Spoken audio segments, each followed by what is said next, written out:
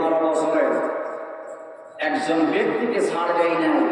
এমনকি ইভেন মসজিদের একজন ইমাম যিনি 5,000 টাকা ইমামতি করে, সামান্য একটা কথা মসজিদে আল্লামা দেলাওয়ার হোসেন সাইদির নামে দোয়া করলে জুমার নামাজের শেষে তাকে অপমান করে চাকরি থেকে বিদায় করে দিয়েছে। কথা বলেন না কেন? বন্ধুগণ, যারা তাদের রাষ্ট্র ক্ষমতা রাখার জন্য, চেয়ারের জন্য নিরপরাধ মানুষকে অপরাধী বানিয়ে কোর্টের হাজতের জেলের ভাত খাওয়িয়েছে, জেলের বারান্দায় হাঁটাহাঁটি করিয়েছে, আমার বন্ধুগণ প্রত্যেকের বিছে গুণে বিচার করা হবে হবে হবে। আমার বন্ধুগণ, নবীর দায়িত্ব হলো কোরআনের প্রচার প্রসার করা।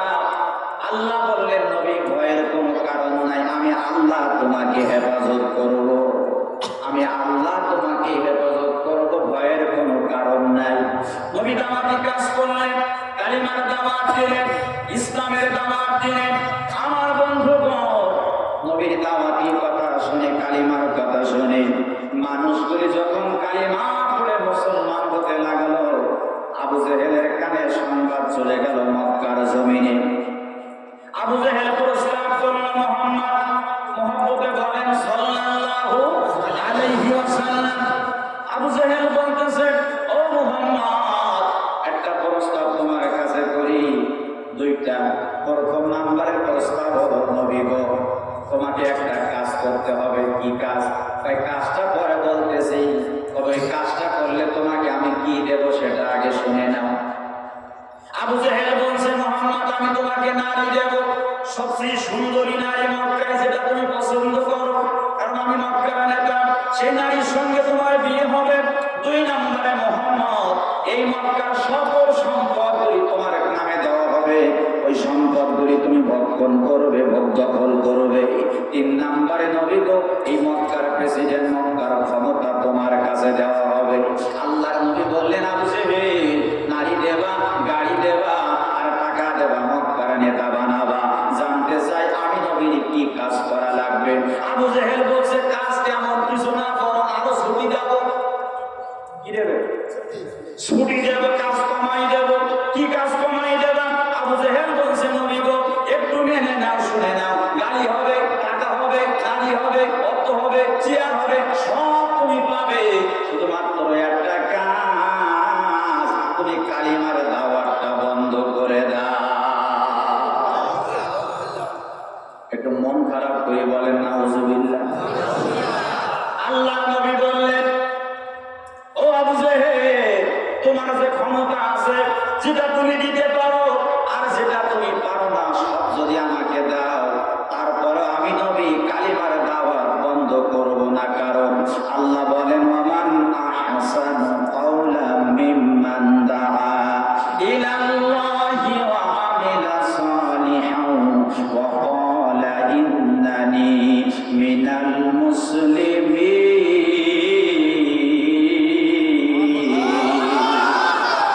আল্লাহ ডাক দিলেন, ও নবী, ওই ব্যক্তির কথা আছে, ভালো কথা পৃথিবীর জমিনে আর হতে পারে না, যে মানুষদেরকে আল্লাহর পথে ডাকে, দাআ ইলাল্লাহ, মানুষদেরকে আল্লাহর পথে ডাকে, আমিলা সালিহা, এবং নেক আমল করে।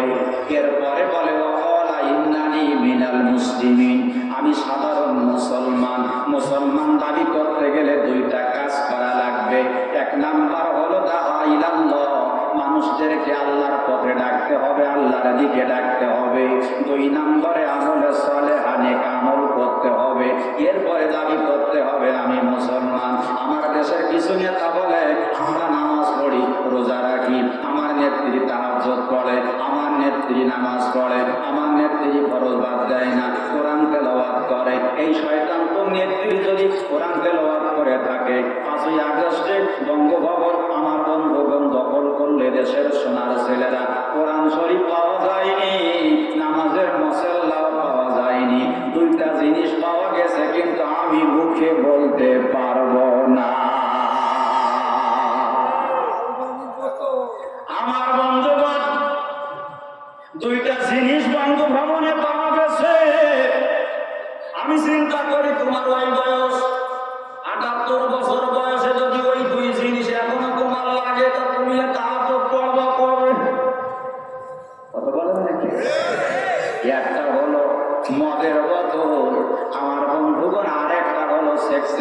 ব্যবহার করে, যারা বয়স হয়েছে একটু বুঝে নিয়ে একটু মন খারাপ করি বলেন নাউজুবিল্লাহ।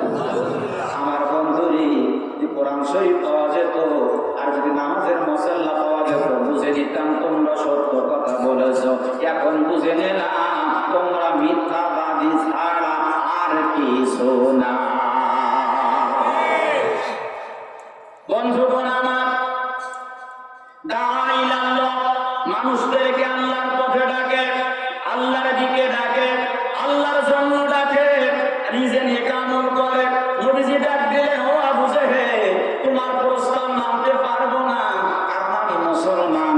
আল্লাহ জানাই দিয়েছেন মানুষকে ডাকা, কোরআনের কথা বলা, দ্বীনের কথা বলা, কালিমার কথা বলা আমি বন্ধ করতে পারবো না। তাই তুমি যা দাও আমি নবী সেটা নেব না, নেব না, নেব না। একটু জবান খুলে বলেন আল্লাহু আকবার।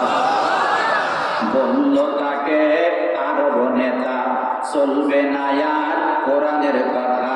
গাড়ি চাইলে গাড়ি দেব, নারী চাইলে নারী দেব, বানাবো তোমার আরব নেতা। বললেন রসুল কথা হলো ভুল, আমি হলাম আল্লাহর রসুল, বন্ধ করব না আমি যদিও এনে দাও চাঁদ ও সূরজ। একটু জবান খুলে বলবেন কি আল্লাহু আকবার। নবীজি বললেন, না রে আবু জেহেল, না, আমি কোরআনের দাওয়াত বন্ধ করতে পারবো না, ইসলামের দাওয়াত বন্ধ করতে পারবো না, কালিমার দাওয়াত বন্ধ করতে পারবো না। আবু জেহেল চিন্তা করলাম, এত লোক দেখালাম, গাড়ি দিতে চালাম, নারী দিতে চালাম, মক্কার নেতা বানাইতে চালাম, তবু মুহাম্মদ যখন মানলো না, তবে তো মুহাম্মাদের নারীর লোভ নাই, গাড়ির লোভ নাই, টাকার লোভ নাই, সম্পদের লোভ নাই, চেয়ারের লালসা নাই, ক্ষমতার লালসা নাই। তাহলে আমাকে একটা সন্ধি করতে হবে। কিছুদিন আবু জেহেল চিন্তা ফিকির করে কেমন করে ইসলাম বন্ধ করা যায়, কালিমার দাওয়াত বন্ধ করা যায়। এবার আবু জেহেল কিছুদিন পরে এসে নবীর কাছে একটা সন্ধি করতেছে, আলোচনা করতেছে, বসতেছে, বলতেছে, ও নবীজি, গন্ডগোল করবো না, মারামারি করবো না, তোমার বিরুদ্ধে যাবো না, এসে একটা সন্ধি করি, একটা আলোচনা করে নেই। কি আলোচনা করবা? আবু জেহেল প্রস্তাব করলো, বছরে 12 মাস, 6 মাস তোমার ধর্ম আর 6 মাস চলবে আমার ধর্ম। আমরা সবাই নামাজ পড়বো আর তোমরা সবাই পুজো করবা 6 মাস, তাহলে শান্তি থাকবে, গন্ডগোল মারামারি হবে না। প্রস্তাবটা শুনেছেন? কথা কি বুঝতে পেরেছেন? 6 মাস পূজা, 6 মাস নামাজ, আর তোমরাও যদি কি আমরাও সেই দেখি, আমরাও সেই দেখি, তোমরাও সেই দেখি। আরে পার্থক্য হলো কি? আল্লাহ নবী বললেন, আবু জেহেল, তোমার প্রস্তাব আমি মানতে পারলাম না, দেখি আমার আল্লাহ এ বিষয়ে আমার কোনো কিছু জানাই কিনা। আল্লাহ জানাই দিলেন, নবী গো, লাকুম দীনুকুম ওয়ালিয়া দীন।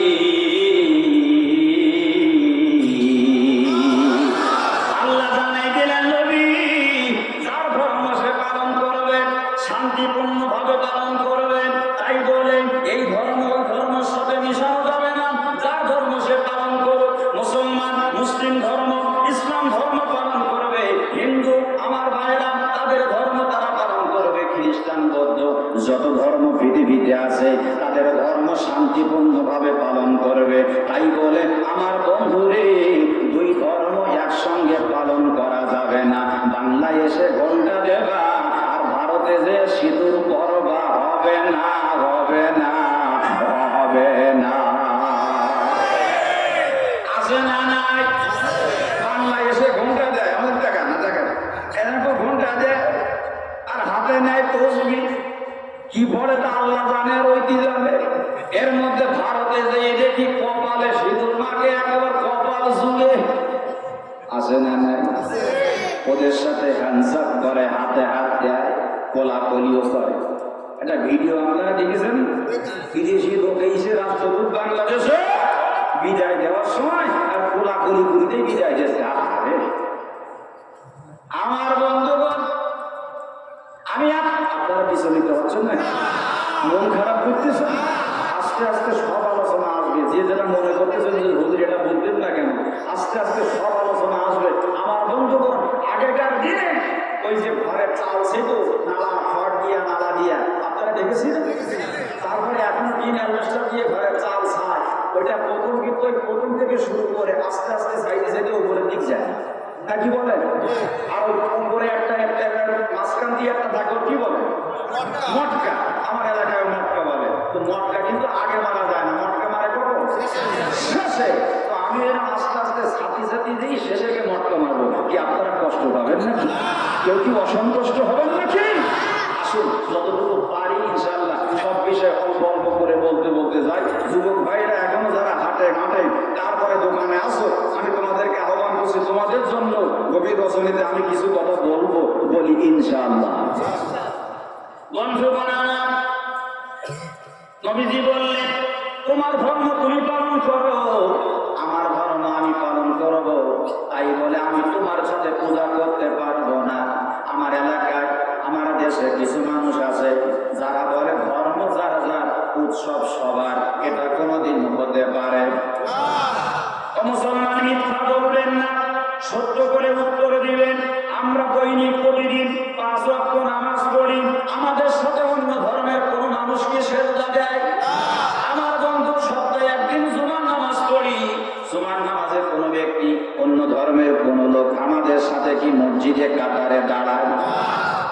3 নম্বরে আমরা 1 মাস রোজা পালন করি, রমজানুল মুবারকে, রমজান মাসে। বলেন তো, রমজানে আমাদের সাথে কষ্ট করে অন্য ধর্মের কোন মানুষ কি রোজা পালন করে? তাহলে আর অন্যান্য বিধান তো আছে। আমার সাথে দৈনিক 5 ওয়াক্ত নামাজে আসে না, জুমার নামাজে আসে না, ঈদের 2টা ঈদ বছরে পালন করি, আমাদের সাথে ঈদের নামাজে শরীক হয় না, আসে না। এরপরে আমার বন্ধুগণ, আমাদের সাথে রমজান মাসে 1 মাস রোজা পালন করে না। কেন? ও মুসলমান, তোমার কি লজ্জা করে না? তুমি কি জন্য ওদের পূজা পার্বণে যাও, ওদের হাতের নাড়ু খাও, আবার দাবি করো তুমি মুসলমান? তোমার কি লজ্জা করে না?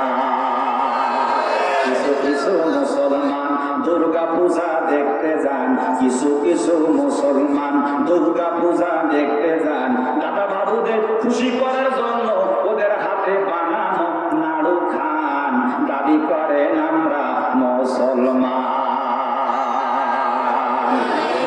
আছে না নাই? আমার বন্ধুগণ, যারা বলবে মা আইছে গতে ছুড়ে, যাচ্ছে রথে ছুড়ে, এবছর ফসল হবে খুব, এরকম কথা কি আপনারা শুনেছেন? আমি অনেকবার শুনেছি। ওরা বলে মা আইছে রথে ছুড়ে, যাচ্ছে রথে ছুড়ে, এবছর ফসল হবে খুব। ও মুসলমান, উভয়নগরের মুসলমান, কাদিরপাড়ার মুসলমান, যশোরের মুসলমান, জবান খুলে বলেন ফসল দেওয়ার মালিক কে? তুমি ফসল আল্লাহ দেওয়ার মালিক। আল্লাহর প্রশংসা না করে তোমার মায়ের প্রশংসা করেছো, আমার আল্লাহ তোমার কোনোদিন ফসল দেবে না। 2 নম্বরে তুমি যে শিরক করেছো, এই তাওবা না করা পর্যন্ত এই গুনাহ মাফ হবে না। ওই অবস্থায় যদি মৃত্যু হয়ে যায়, যত বড় হুজুর তোমার জানাজা দেখ, তোমার কবরের আযাব বন্ধ হবে না। আমার দেশে বন্ধুরে, হুজুর হলো 3 প্রকার। একটা হলো সরকারি, আর একটা হলো তরকারি, আর একটা হলো তরকারি। ছিল কি ছিল না? ছিল কি ছিল না? আমাদের নামে মামলা হয়, আর ওরা সরকারি ভাতা খায়। কথা বলে না? আমাদের নামে মামলা হয়, ওরা সরকারি ভাতা খায়। সরকার ওদের বাড়ি করে দেয়, গাড়ি করে দেয়, বড় সেকশনে চাকরি দিয়ে যায়, আর আমাদের দিয়ে জেলে পড়ে। একই কোরআন, একই মসজিদ, একই হুজুর, একই ক্লাসে পড়েছি, একসঙ্গে পড়াশোনা করেছি। আমার বন্ধুরে আমাদের নামে পড়ে মামলা হয়, থানায় মামলা হয়, আর ওনারা ভালো ভালো ভাতা পায়, টাকা পায়, গাড়ি পায়। এই জন্য বলি, সরকারি হুজুর যারা, সরকার যা বলে ওরা বলে ঠিক, কারণ বেঠিক বললি প্লাস চাকরি সে ভাতা শেষ। এজন্য ওরা সরকার যা বলে সত্যি হলেও ঠিক, বেঠিক হলেও বলে ঠিক, কারণ চাকরি বাঁচাতে হবে, আছে না নাই? আমার বন্ধুরে, আমি ওইটা পারবো না। ভালো লাগলে দাওয়াত করো, না করলে আলহামদুলিল্লাহ, করলে তো আলহামদুলিল্লাহ। আল্লাহ কোরআনে বলেন, ইন্নাল্লাযীনা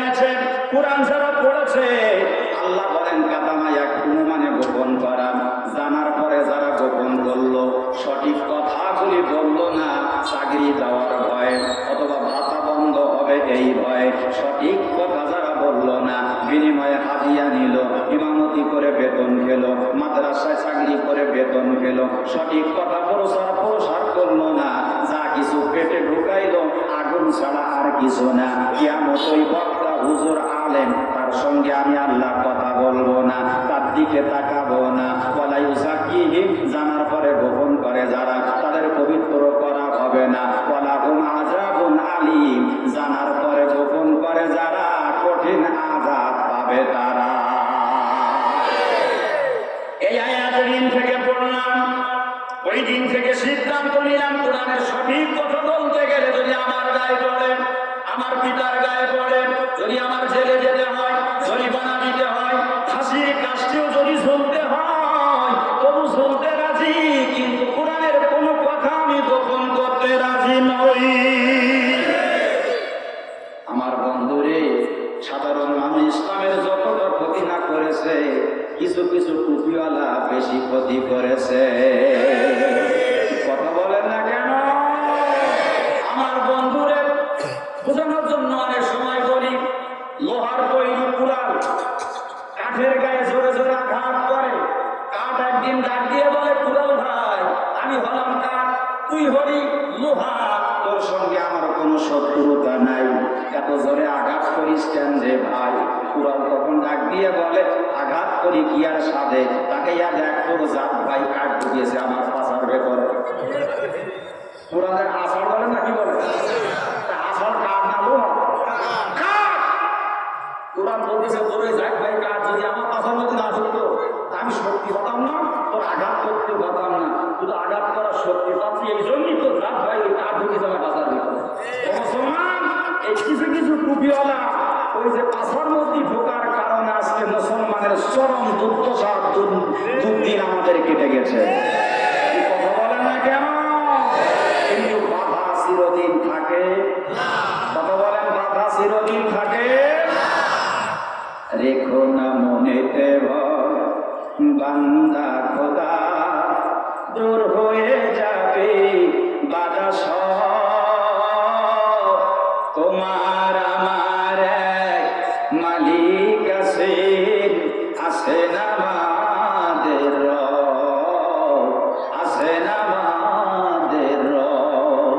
রেখো না মনেতে ভয়, বান্দা খোদা দূর হয়ে যাবে বাধা সব, তোমার আমার এক মালিক আছেন, আছেন আমাদের রব, আছেন আমাদের রব। অপরাধ যদি কিছু করেও থাকি, একটাই অপরাধ, আল্লাহর নবীকে ভালোবাসি। অপরাধ যদি কিছু করেও থাকি, একটাই অপরাধ, আল্লাহর কোরআনকে ভালোবাসি। সেই অপরাধে জীবন দিতে পারি, সেই অপরাধে জীবন দিতে পারি, দিতে পারি যা সেই আমাদের সব। রেখো না মনেতে ভয়, বান্দা খোদা দূর হয়ে যাবে বাধা সব, তোমার আমার এক মালিক আছেন, আছেন আমাদের রব, আছেন আমাদের রব। চিল্লায়ে বলেন মারহাবা। আমার বন্ধুগণ, আবু জেহেলের দ্বিতীয় প্রস্তাব, নবী গো 6 মাস তুমি চালাবা দেশ, 6 মাস আমি চালাবো, তোমরা সবাই পূজা করবা, আমরা সবাই নামাজ পড়বো, তাহলে আমাদের ভিতরে দ্বিধাদ্বন্দ্ব হবে না, গন্ডগোল মারামারি যুদ্ধ হবে না। নবীজি বললেন সেটা হবে না। একসঙ্গে 2 ধর্ম পালন করে যারা, 1 নাম্বার টাটকা হাইব্রিড জাতের মুনাফিক হলো তারা। সুতরাং সেটা হবে না। আবু জেহেল বুদ্ধি ঢেকি নাম ছিল আবুল হেকাম, বুদ্ধির পিতা। সব বুঝেছে, কোরআন বুঝেনি, ইসলাম বুঝেনি, নবীকে মেনে নেয়নি। নাম হয়ে গেল আবু জেহেল, মূর্খের পিতা। মাথায় বুদ্ধি গিজ করে, যাদের বুদ্ধি বেশি, বুদ্ধি করতে করতে মাথা চুল সব উঠে যায়, চুল থাকে না মাথা। আমার বন্ধুগণ, আবু জেহেল চিন্তা করলো, মুহাম্মাদের দুইটা প্রস্তাব করলাম, একটা প্রস্তাব মুহাম্মদ মানলো না, মুহাম্মাদের বিরুদ্ধে সিদ্ধান্ত নিতে হবে। মক্কার নেতৃস্থানীয় কাফেরদেরকে ডাক দিয়া দারুন নাদওয়ার বইটাকে আবু জেহেল ডাক দিয়েছে, মক্কার বড় নেতা ডাক দিয়ে সিদ্ধান্ত নিয়েছে। আল্লাহ কোরআনে সেই কথাটা কোট করে দিয়েছে, ওয়াইযায়ামকুরু বিকাল্লাযীনা কাফারু লিইউসবিতুকা আও ইয়াকতুলুকা আও ইউখরিজুকা ওয়া ইয়ামকুরুনা ওয়া ইয়ামকুরুল্লাহ ওয়াল্লাহু খায়রুল মাকিরিন।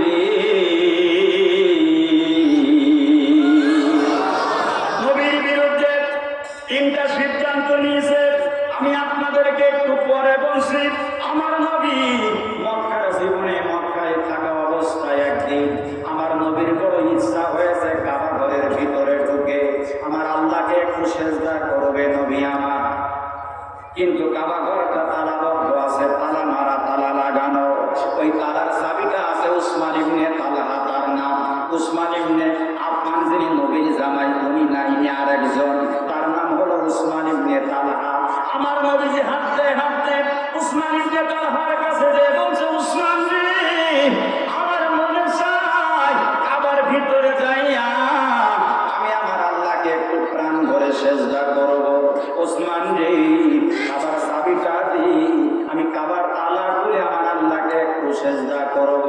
আমার বন্ধু রে, উসমান কথাটা শোনার পরে চুপ করে দাঁড়াইয়া আমার নবীকে গালিগালাজ করেছে, খারাপ ভাষা বলেছে, ডাক দিয়ে বলতেছে, না, মক্কার নেতা আবু জেহেলের নির্দেশ, চাবি তোমার কাছে দেওয়া যাবে না।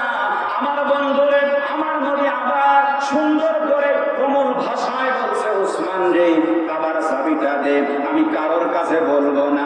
এমনকি তোর নেতা আবু জেহেলের ভয় করতেছিস, আমি আবু জেহেলের কাছেও বলবো না, জানাবো না। আমি একটু নির্জনে আল্লাহকে সেজদা করব, আমার মন বড় চায়। উসমান ইবনে তালহা বলল, দেব না।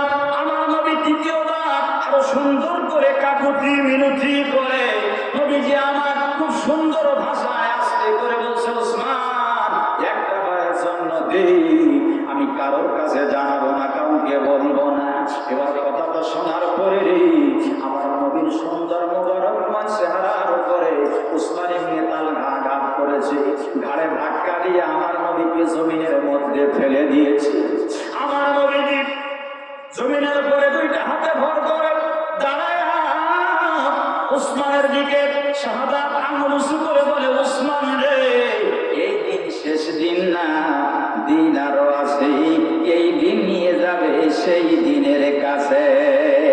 আজকে তোমার ক্ষমতা আছে, আজকে তোমার শক্তি আছে, তোমার দল ক্ষমতায় আছে, তোমার নেতা ক্ষমতায় আছে, তোমার নেতার শক্তি আছে, ক্ষমতা আছে, এই জোরে আজকে তুমি আমাকে আঘাত করে জমিনে ফেলে দিয়েছো, কাবার চাবি আমাকে দাও নাই। তবে উসমান রে, সেদিন বেশি দূরে নাই, আল্লাহ চাই তো একদিন আমি কাবার ভিতরে ঢুকতে পারবো, আল্লাহকে সেজদা দিতে পারবো।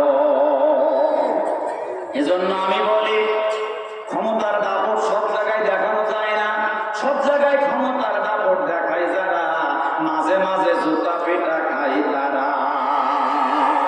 বলেন তো, ইতিহাসে আছে না নাই? কথা বলেন, আছে না নাই? নমরুদ ক্ষমতা দেখাতে গেছে, জুতা পিটা খেয়েছে। এরপরে আমার বন্ধুগণ ফেরাউন ক্ষমতা দেখাতে গেছে, সুপানি খেয়ে খেয়ে দরিয়ায় মরেছে। ইতিহাস আছে না নাই? আবু জেহেল ক্ষমতা দেখাইছে, পৃথিবীতে নিকৃষ্ট শাস্তি নিয়ে বিদায় হয়েছে। শেষ পর্যন্ত আমেরিকার প্রেসিডেন্ট বুশ আমার বন্ধুরে ক্ষমতার দাপট দেখাতে গেছে, ইরাকের জমিনে সাংবাদিক যাই জুতা মেরে তাকে সম্মানিত করেছে। ইতিহাস আছে না না? শেষ পর্যন্ত আমার সোনার বাংলাদেশে বেশি ক্ষমতা দেখাতে গেছে আমার হাসিনা পালায়া গেছে।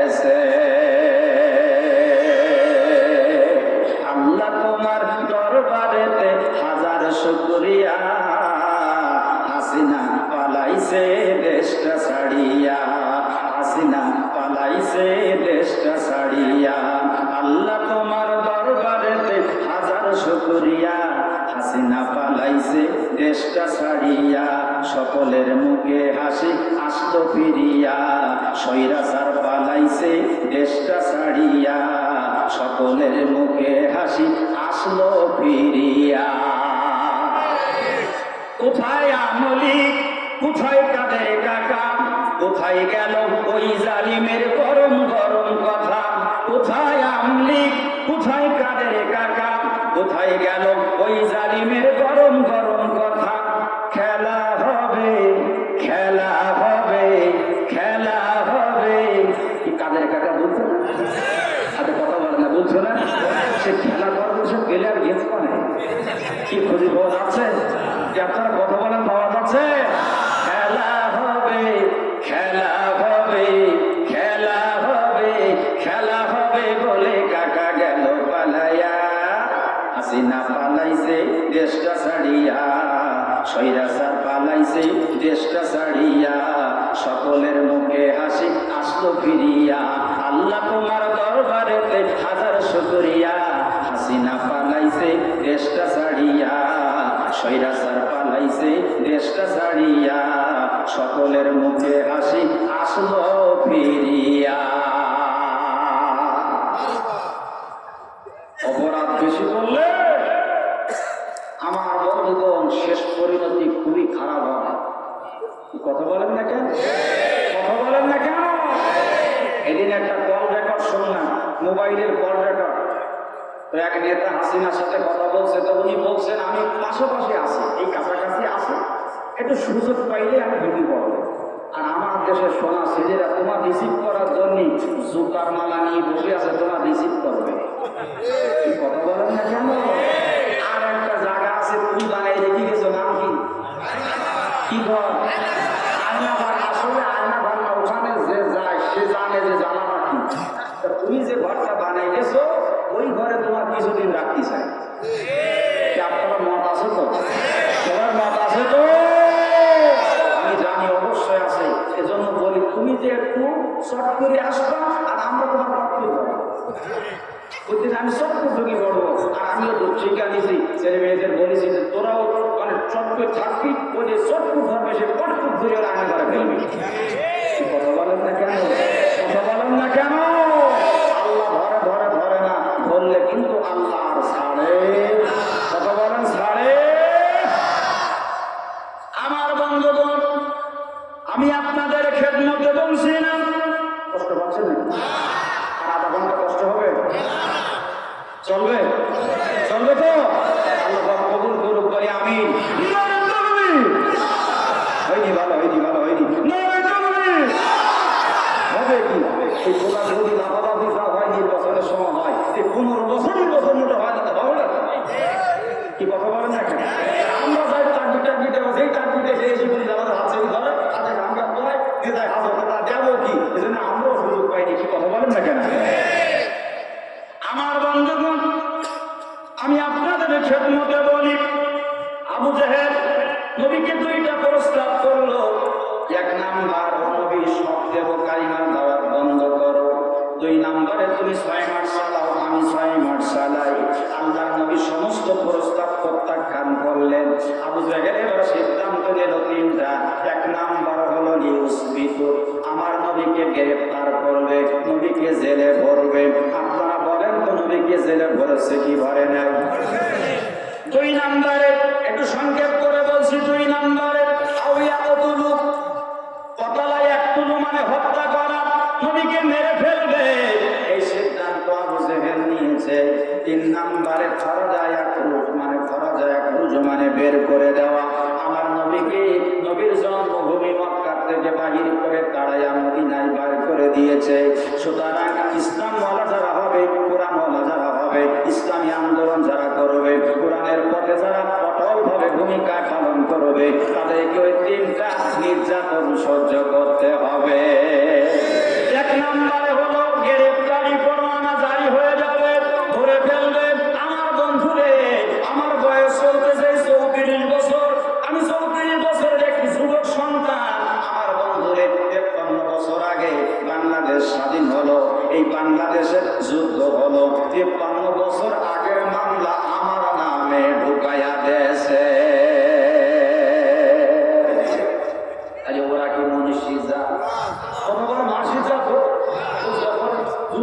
আমার মা তখন বিয়ে হয়নি, আর আমি যুদ্ধ অপরাধের মামলা, আমি বন্ধুগণ আমার মামলা খেয়েছি। তাহলে যারা দিয়েছে একটা মনীষী যা আল্লামা সাঈদীর নামে যে সমস্ত মামলা গেছে, আমার বন্ধুগণ ধর্ষণের মামলা, জেনার মামলা, দুর্নীতির মামলা, যারাই মামলাগুলো গেছে সত্যটা হলো ওই কাজের কাজী। এজন্য বাংলা সহজ বাংলায় বলে যে যেমন তেমনি জগৎ দেখে তেমনি, যে যেমন লোক তার ধারণা সেরকম, যে যেমন ব্যক্তি তার ধারণা সেই রকম, যে যে কাজ করে সবার সেই রকম মনে। কথা বলেন না? ভোরবেলা যদি তাহাজ্জুদের ওযু করতে যায়, অপর সাইডে কোনো ব্যক্তি যদি চুরি করে গোসল করতে আসে, সারা চুরি করে এসেছে, ভোরবেলা গোসল করতে গেছে, ওই পারে একজন তাহাজ্জুদের ওযু বানায়, এই পারে একজন চোর গোসল করে। তাহাজ্জুদ পড়া ব্যক্তি মনে করে আমি তো তাহাজ্জুদের ওযু করতেছি, আমার ওই পারে একজন তাহাজ্জুদ গুজার আছে। আর যে ব্যক্তি চুরি করে এসেছে ও চিন্তা করে তাই তো আমার ঘরে অত লোক আছে। এই জন্য যে যেমন তার কাছে সেরকম মনে। তবে বন্ধুরা, দুনিয়ায় মনে করতে পারো দিন একটা আছে, সেদিন আমার তোমার সবার হিসাব দেওয়া লাগবে। কথা বলেন তো, হিসাব দেওয়া লাগবে কি লাগবে না? বন্ধুগণ আমার, নবীর বিরুদ্ধে 3টা ষড়যন্ত্র করল, পদক্ষেপে নিল। 1 নম্বরে গ্রেফতার করে জেল খাটালো। 3টা বছর নবী জেল খেটেছে, নবীর খাওয়া বন্ধ করেছে, পানি বন্ধ করে দিয়েছে, কিন্তু আমার আল্লাহ আমার নবীকে বাঁচাইয়া রেখেছে। জবান খুলে বলেন তো বাঁচানোর মালিককে। বন্ধুগণ আমার, 2 নম্বর নবীকে মারবে বলেন, নবীর ঘরের চারিপাশে কাফেররা চিত্রিত করে বড় বড় তরবারি নিয়ে দাঁড়ায় গেছে, আমার নবীকে মারবে। এমন সময় আল্লাহ নবীর কাছে জিবরাইলকে পাঠাইছে, ও জিবরাইল, নবীকে বলে দাও আমার নবী যেন মক্কা ছাড়িয়া মদিনায় চলে যায়। আমার বন্ধুগণ, জিবরাইল আসিয়া নবীকে সালাম দিয়েছে, নবীকে ঘুম থেকে জাগ্রত করেছে রাতের বেলা। জিবরাইল বলছে, নবী তো এই মক্কার পরিবেশ ভালো না, এখানে থাকা যাবে না, আপনাকে মারবে, মেহেরবানি করে আপনি মদিনায় চলে যান। আল্লাহ নবী ঘুম থেকে জাগ্রত হইয়া দৌড়াই যাইয়া ঘরে দরজা খুলেছেন, খোলার সাথে সাথে নবী আমার নজর করে দেখে নবীর ঘরের চারিপাশে খোলা তরবারি নিয়ে কাফেরেরা দাঁড়িয়ে আছে। সাথে সাথে দরজা বন্ধ করে নবী ঘরের ভিতরে এসেছে, ডাক দিয়ে বলে, ও জিবরিল, আল্লাহ যেতে বলেছে, কেমন করে যাব? ঘরের চারিপাশে কাফেরেরা তরবারি নিয়ে দাঁড়িয়ে আছে, কেমন করে বাহির হব? আল্লাহর নবীর কথা শুনে জিবরাইল বলে, আল্লাহর নবী গো, চিন্তার কোনো কারণ নাই, যিনি আপনাকে যেতে বলেছে উনি সকল ব্যবস্থা করে দিবে। বলেন না আল্লাহু আকবার। আল্লাহ নবী এবার সামনে যায়, আল্লাহ হুকুম করলেন, নবী গো, হাতের মধ্যে 1 মুষ্টি বালু নেবেন, 1 মুঠো বালি হাতে নিয়া সূরা ইয়াসিন শরীফের আয়াতে কারিমা তেলাওয়াত করবে। জানা থাকলে আমার সাথে পড়েন, ওয়াজআলনা মিন বাইনি আইদিহিম সাদ্দান ওয়া মিন খালফিহিম সাদ্দান ফাআগশাইনাহুম ফাহুম লা ইবসিরুন।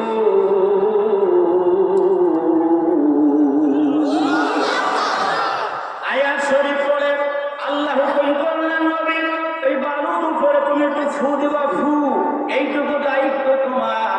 আল্লাহর নবী হাতের মধ্যে ফু দিয়েছে, বালুগুলো হাত থেকে উড়ে উড়ে চলে গেছে। আল্লাহ পাক হুকুম করেছে, নবী তুমি এবার বাহির হয়ে চলে যাও। আল্লাহর নবী ঘরের থেকে সহি সালাম অবস্থায় সুন্দরভাবে বাহির হয়ে গেল। তবে এর আগে একটা কথা আলীকে আমার নবী ডাক দিয়েছে, আলী, 2টা কথা তোমাকে বলে যায়। 1 নাম্বার, আমি তো মদিনায় চলে যাচ্ছি, এই মক্কার বহু মানুষের আমানতের মাল, টাকা পয়সা আমি নবীর কাছে আছে, তোমার কাছে দিয়ে গেলাম, সকালবেলা সবার কাছে তুমি তার কাছে কাছে যায় ফিরাই দেবা। 2 নাম্বার, রে আলী, আমার বিছানার উপরে চাদর মুড়ি দিয়ে তুমি ঘুমিয়ে থাকবা। হযরত আলী মেনে নিলেন, একটু কান্না দিলেন। নবীজি বললেন, কেন কান্দো রে আলী? হযরত আলী বলেন, ইয়া রাসূলুল্লাহ, ইয়া হাবিবাল্লাহ, নবী গো, আপনি চলে যাবেন মদিনায়, আপনার বিছানায় শুয়ে থাকবো আমি। কাফেরেরা আসিয়া চাদর উঁচু করে আমার গলায় ছুরি চালাইয়া তরবারি কোনোদিন আর আপনার সুন্দর মোবারকময় চেহারা দেখতে পাবো না। এই কষ্টটা মনে লেগেছে, তাই নবী গো আমি কাঁদতেছি। নবীজি বললেন, আলী সকালবেলা এই অর্থ সম্পদ আমানত করি যার যার বাড়িতে তুমি পৌঁছাই দেবা। হযরত আলী বলে, নবী গো এইটা যখন মনে পড়েছে কান্না আমার বন্ধ হয়ে যায়, কারণ আমি যখন অর্থ সম্পদ করি সকালবেলা দেব, আমার বিশ্বাস হয়ে গেছে রাত্রির কোনো বড় শক্তি আমার একটা ক্ষতি করতে পারবে না। নবী আমার বাইরে ঘটনা অনেক বড় ছোট্ট করে বলছি। আবু বকর রাদিয়াল্লাহু তাআলা আনহুর বাড়ির সামনে গেছে, ছোট্ট কণ্ঠে একটা ডাক দিয়েছে, আবু বকর। সাথে সাথে আবু বকর বলছে, লাব্বাইকা সাদাইকা ইয়া রাসূলুল্লাহ। জবান খুলে বলবেন কি আল্লাহু আকবার, ইয়া রাসূলুল্লাহ আমি হাজির। আল্লাহর নবী বললেন, আবু বকর গভীর রাত, মক্কার সকল বাড়ির দরজা বন্ধ, সব বাড়িতে মানুষগুলি ঘুমাই গেছে। আমি একটাবার তোমার বাড়ির সামনে ঘরের সামনে দাঁড়াইয়া আবু বকর বলে ডাক দিলাম, সাথে সাথে তুমি দরজা খুলে দিয়েছো। ও আবু বকর তুমি কি ঘুমাও নাই?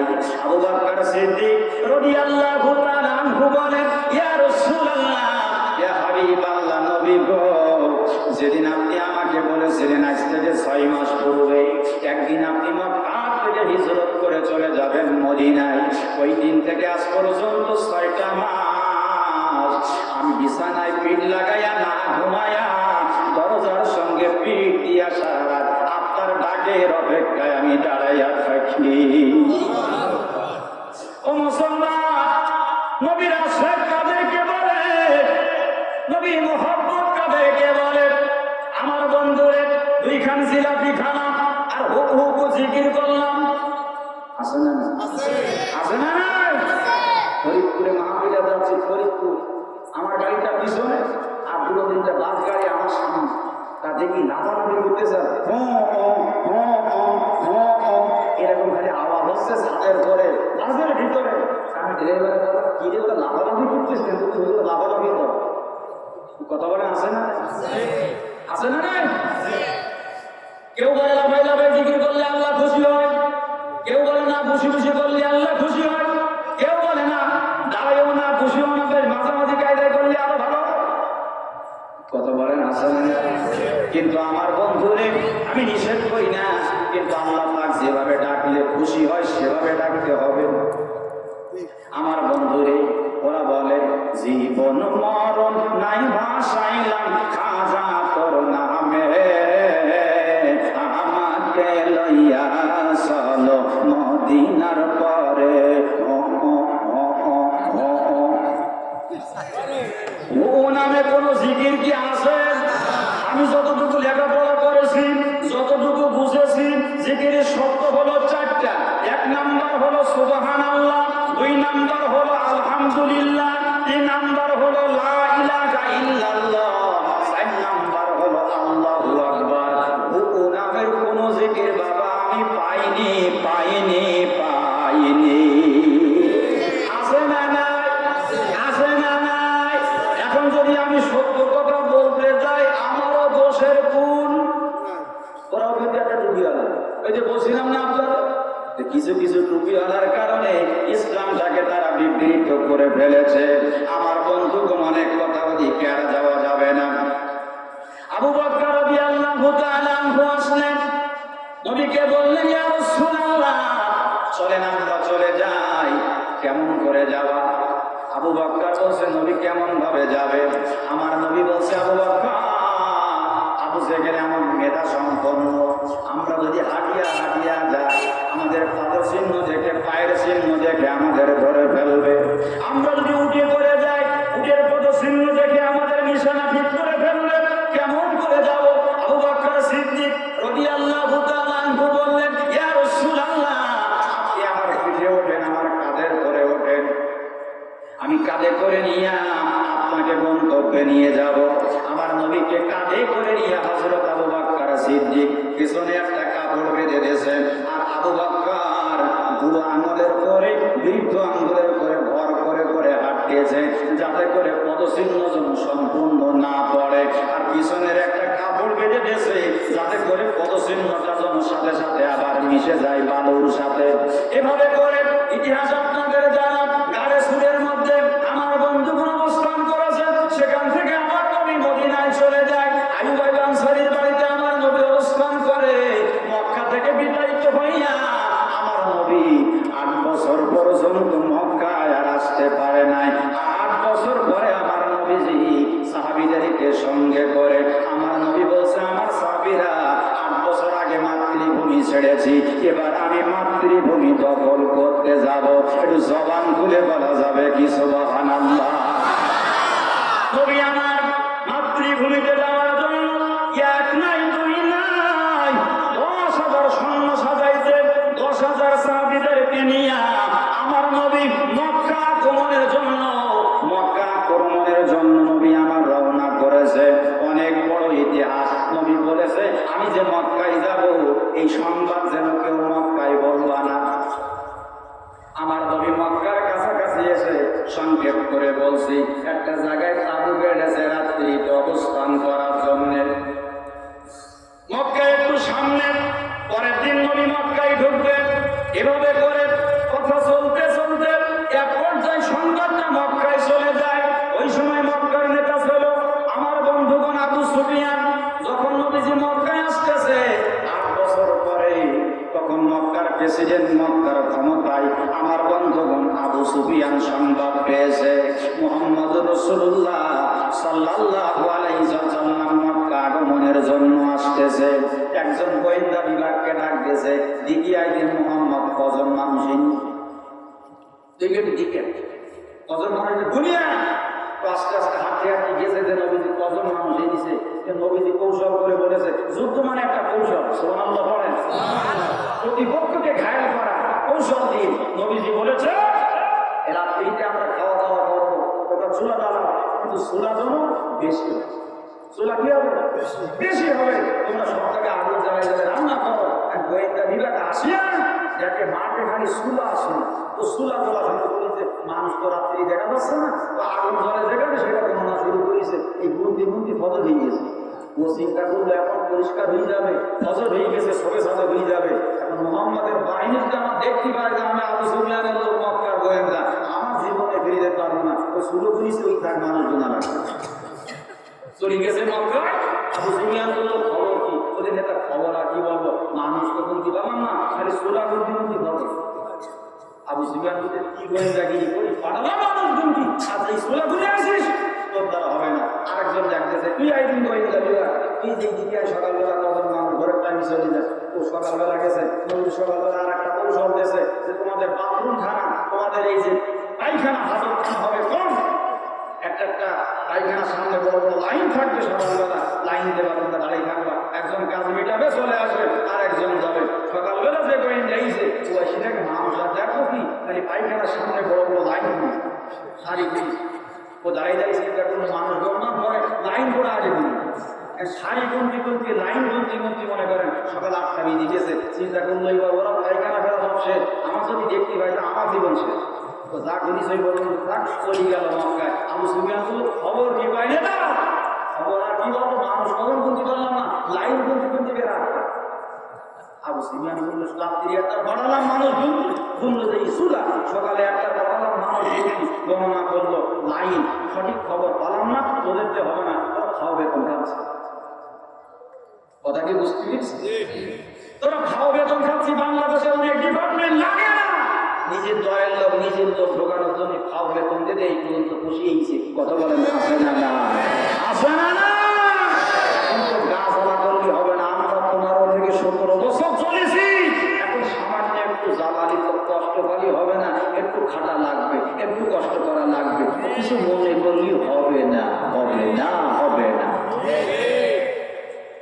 বন্ধুগণ আমার, আবু সুফিয়ান চিন্তা করলাম তোদের দ্বারা হবে না, আমার যাওয়া লাগবে। আস্তে আস্তে 1 পা 2 পা করতে করতে আবু সুফিয়ান এক পাহাড়ের মাঝখান দিয়ে একটু উঁকি দিয়ে দেখেছে, তাকাই দেখতেছে মাঠের মধ্যে শুধু মানুষ খালি ঘুরতেছে আর ঘুরতেছে, চলাফেরা করতেছে। 10,000 মানুষ এক জায়গায়, 10,000 মানুষ এক জায়গায় হওয়া মানে খেলা না, চারটিখানি ব্যাপার না। আবু সুফিয়ান দৃশ্য দেখে চিন্তা করলো, আমি তো পারবো না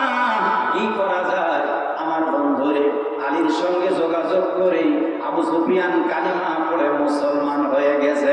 একটু জোরে বলা যাবে কি সুবহানাল্লাহ? আবু সুফিয়ান মুসলমান হয়ে গেল। আল্লাহর নবী পরের দিন মক্কায় চলে গেলেন। আমার নবী ঘোষণা করলেন, ও আমার সাহাবীরা, আমি মক্কায় আগমন করেছি, মক্কায় আমি এখন বিজয় করব, মক্কা আক্রমণ করব। তবে আমার কথা শুনে নাও, আমি নবী যাদেরকে নিষেধ করব তাদের মারা যাবে না। এক নম্বরে আবু সুফিয়ান আমাদের লোক, তার বাড়িতে যারা অবস্থান করবে তাদের কোনো ক্ষতি করা যাবে না। দুই নম্বরে কাবার ভিতরে, কাবা ঘর আল্লাহর কাবার ভিতরে যারা অবস্থান করবে তারা নিরাপদ, তাদের কোনো আঘাত করা যাবে না, ক্ষতি করা যাবে না, মারা যাবে না। তিন নম্বরে যারা নিজেদের ঘর বন্ধ করে, দরজা বন্ধ করে ঘরের ভিতর অবস্থান করবে তাদের কোনো ক্ষতি করা যাবে না। চার নম্বরে যারা বৃদ্ধ মানুষ, বুড়া মানুষ, ওদের কোনো ক্ষতি করা যাবে না। পাঁচ নম্বরে যারা শিশু এবং অসুস্থ তাদের কিছু বলা যাবে না। এই ছাড়া অন্যান্য যারা ক্ষমতা দেখাতে সামনে আসবে পাল্লা নিয়ে যেন যাইতে না পারে। যারা এখনো আমার বন্ধুগণ আমেরিকা ট্রাম্প পাস করলে যারা মনে করো আমরা আসতেছি, আপনারা শুনুন, বলেন না আমরা আসতেছি, তারপরে 5 তারিখে আমরা ঢুকবো, 7 তারিখে প্রোগ্রাম করবো। আল্লাহর নবী সেদিন বলেছিল, শুনে না, যারা ক্ষমতা দেখাবে কারো কিন্তু ছাড় দেওয়া যাবে না। বন্ধুগণ আমার, এভাবে করে যুদ্ধ ছাড়াই মক্কা বিজয় হয়ে গেল, নবীর আয়াতে এসে গেল। আল্লাহর নবী মক্কা দেখতেছে, মাতৃভূমিতে ঘুরতেছে। নবী আমার ডাক দিয়েছে, আলী রে, আজ থেকে 10 বছর অথবা একটু বেশি হবে, ওই দিন উসমান ইবনে তালহা খাবার চাবি আমার দেয়নি। আপনাদের মনে আছে? আমি বলছিলাম না একটু আগে, আল্লাহর নবী বললেন, আলী রে, উসমান ইবনে তালহা কই একটু খোঁজ কর। হযরত আলী সামনে গেল, ফিরে এসে বলে, নবী ওসমান সামনে নেই, পেছনে গেল, খুঁজে পায়নি, ডাইনে গেল, পাওয়া যায় না, বামে গেল, উসমান ইবনে তালহাকে খুঁজে পাওয়া যায় না। আল্লাহর নবী সেজদায় পড়ে গেছে, ডাক দিয়েছে, মাবুদ, আজকে রাতটা থেকে 10 বছর একটু বেশি হয়ে গেছে, আজ পর্যন্ত উসমান ইবনে তালহা গলা ধাক্কা দিয়া জমিনে ফেলাইছে। ও আল্লাহ, আমার এখনো ব্যাপার কথা বলি নাই, ওসমান কোনে একটু সংবাদটা বলে দাও। আল্লাহ বলছে, ও নবী, চিন্তার দরকার নাই, ওসমান মক্কায় আছে, তবে পলায়ন করেছে। কি করেছে? বাংলাদেশের কিছু কিছু নেতার খুঁজে পাওয়া, খুঁজে পাওয়া যাচ্ছে না। ওসমানের সেদিন খুঁজে পাওয়া যায়নি। আল্লাহ বলছে মক্কায়, আলী বলছে মক্কায় নাই, আমি খুঁজেছি চারিদিক। আল্লাহ নবী বলছে, ওসমান মক্কায় আছে, আলী তুমি চোখে দেখতে পাও না, খুঁজে পাচ্ছ না। তখন আলী বলছে, আল্লাহর কাছে জিজ্ঞাসা করেন ওসমান কোথায় আছে। আল্লাহর নবী বললেন, আল্লাহ, আমার আলী ওসমানের খুঁজে পাই না, তুমি জানাইয়া দাও ওসমান কোথায় আছে। আল্লাহ জানাই দিয়েছে, ওসমান কাবা ঘরে ছাদে উঠেছে। কোন জায়গায় উঠেছে? কি জন্য? ইবাদত করতে। আরে কি অপরাধ করলে পরে ছাদে উঠে পালানো লাগে? আমার দেশে একজন ছাদে উঠে পলাইছে, হঠাৎ করে হেলিকপ্টারে এই দুপুরবেলা ছাদের পরে, আপনাদের মনে নেই? তাই অপরাধ বেশি হলেই পালাতে হয় কোথায়? ওসমান ছাদের পরে উঠেছে। আমি ওসমানের কথা বলছি, আপনারা কিছু মনে করেন না, এর সাথে যদি মিলে যায় ঘুরতে হবে, হয়ে যাবে, আমার কিছু করার। আমার বন্ধুগণ, নবী মুহাম্মদের কথা বলতে গেলে আবু জাহেলের কথা আসবে। আমার বন্ধুগণ, মুসা নবীর কথা বলতে গেলে ফেরাউনের কথা আসবে। মুসলিম জাতির পিতা ইব্রাহিম খলিল আলাইহিস সালামের কথা বলতে গেলে নমরুদের প্রসঙ্গ আসবে। এখন তুমি যদি ইব্রাহিমের কথা মানো, নমরুদের কথা শুনবা না, তা তো হবে না, হবে না, হবে না। বন্ধুগণ আমার, ওসমান সাহেবের পরে আল্লাহর নবী বললেন, আলী, ওসমান কাবা ঘরের ছাদে চলে গেল। আলী যাইয়া দেখে ওসমান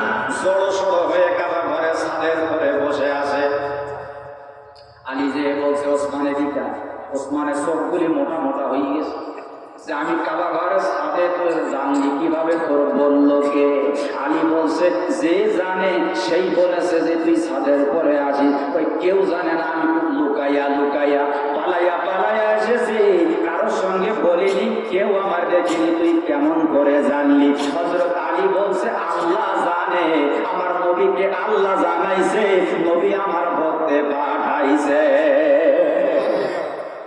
ওই ইসলামী আন্দোলনের কর্মীগুলা নামাজের জন্য যখন মসজিদে ঢুকতো, তোমরা বাইরে থেকে ফোন করতে পারবে না, মনে নেই? মনে নেই? আজকে আল্লাহ জানাইছে তুমি কাবা ঘরে যাবে, আমি আসছি, তোকে যেতে হবে। ওসমান বলে যাব না, যাওয়ার মতো কোনো মুখ আমার নাই নবীর সামনে।